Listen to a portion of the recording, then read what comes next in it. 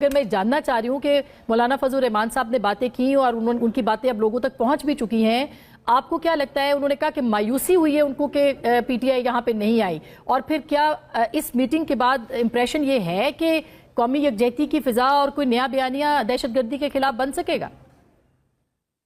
देखिए, एक तो बंद कमरे का इजलास था। अगर खुद बाहर आ गई हैं कोई चीज़ें तो वो खुद भले बाहर आ जाए, मगर कम से कम मैं नहीं चाहता कि मेरे मुंह से कोई चीज़ जाए।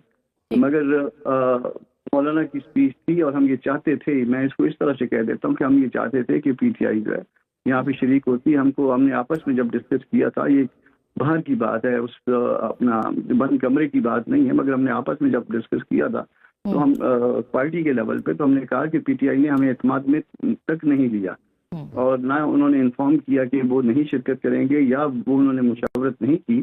तो ये हमारा गिला बाज़-औक़ात उनके साथ होता है, मगर ये हमने आपस में डिस्कस किया था पार्टी के लेवल पे कि उन्होंने हमको एतमाद में लेना मुनासिब नहीं समझा। इस हवाले से आते तो यकीनन हमारी ख्वाहिश थी कि आते तो अच्छा होता, शायद पीटीआई का भी उसमें ज़्यादा मफाद होता और अपने तमाम तर इख्तिलाफ़ात, हमने भी कोई जाके जो है कोई अंगूठे नहीं लगाए।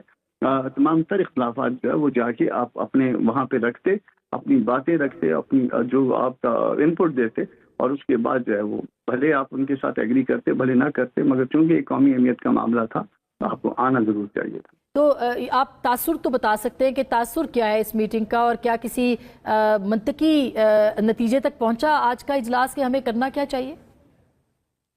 मेरा ख्याल है कि ये एक मीटिंग का ये मामला ही नहीं है। बहुत कम लोग बोल रहे हैं इसमें।